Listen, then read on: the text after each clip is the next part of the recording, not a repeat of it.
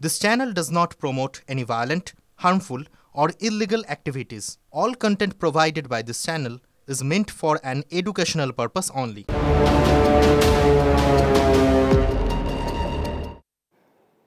এদিকে বাংলাদেশে ইসকন সমর্থকদের হত্যার ছক মৌলবাদীদের। রাস্তায় বেরিয়ে ইসকন সমর্থকদের হত্যা শুরু করতে হবে। বাংলাদেশে প্রকাশ্য বিবৃতি দিচ্ছে মৌলবাদীরা।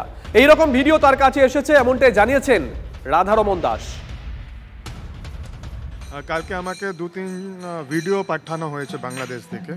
ওখানে আমরা দেখছি কি মৌলবাদীরা খুব ভয়ঙ্কর, ওরা ভাড়কি মতলব কি বলবো, এরকম বিবৃতি দিচ্ছে কি ইসকনকে এখন সময় এসে গেছে আর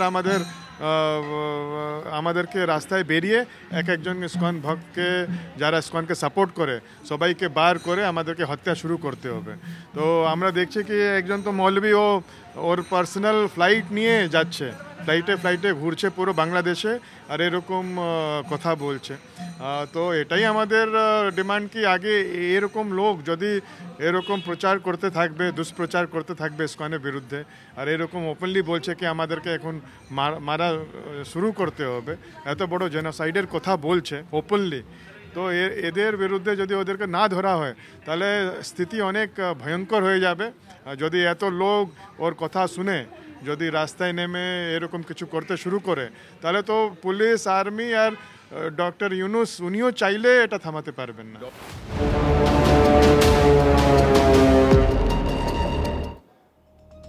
এদিকে বাংলাদেশে হিন্দুদের ওপর কট্টরপন্থীদের নির্মম অত্যাচারের প্রতিবাদ ও চিন্ময় কৃষ্ণ প্রভুর নিঃশর্ত মুক্তির দাবিতে পথে বাঙালি হিন্দু সুরক্ষা সমিতি।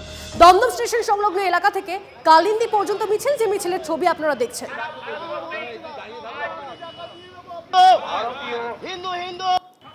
বাংলাদেশে সংখ্যালঘু হিন্দুদের উপর যেভাবে ইউনিক সরকার অত্যাচার চালাচ্ছে তারই বিরোধিতা করে কিন্তু আজকের এই মিছিল। এবং মূলত দমদম নাগেরবাজার অঞ্চলে যে সমস্ত মঠ সংগঠনগুলি রয়েছে, সমস্ত সেই মঠের সমস্ত সাধু সন্তরা এবং ভক্তরা কিন্তু এই মিছিল চালাচ্ছে।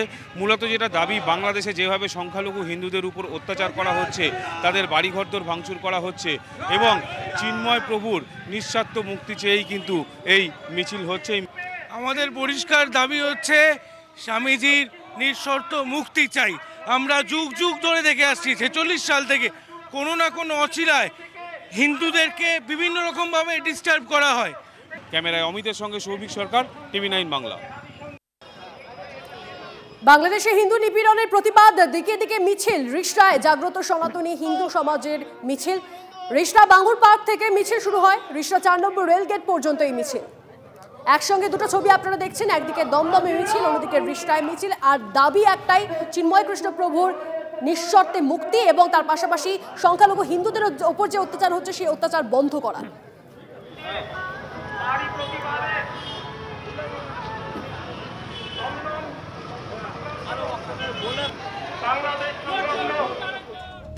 বাংলাদেশে হিন্দু নির্যাতন নিয়ে কেন্দ্র কেন চুপ? প্রশ্ন তুলে সরব হচ্ছেন বিরোধীরা। কলকাতায় মিছিল নগেন্দ্র মঠ ও মিশনের তরফ থেকে। মিছিল থেকে কেন্দ্রের বিরুদ্ধে সুর চড়িয়েছেন কুণাল ঘোষ। বাংলাদেশে হিন্দুরা মার খাচ্ছে, এটা কি বিজেপি চাইছে? হিন্দু নির্যাতনকে ভোটের হাতিয়ার করতে চাইছে বিজেপি, তো কুণাল ঘোষের। কেন্দ্রীয় সরকার নীরব হয়ে বসে আছে এবং একের পর এক দিন চলে যাচ্ছে, খারাপ ঘটনার খবর আসছে, কেন্দ্রীয় সরকার সেভাবে কোনো অ্যাক্ট করছে না। এখান থেকে একটা প্রশ্ন উঠে আসছে, তাহলে কেন্দ্র চায় কি? যে বাংলাদেশে হিন্দুরা মার খাক আর সেটাকে দেখিয়ে এখানে হিন্দুদের উপর তাদের আবেগকে প্ররোচিত করে ওরা ভোট মার্কেটিং করবে, এখানে বিজেপি মিটিং মিছিল করবে। আমরা এটাই উদ্বিগ্ন।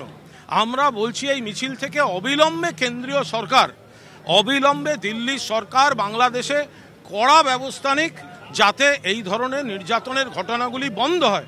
কারণ এর রাজনৈতিক ফায়দা তোলার চেষ্টা করছে বিজেপি, আর বাংলাদেশে হ্যারাস্ট হচ্ছেন সাধারণ মানুষ।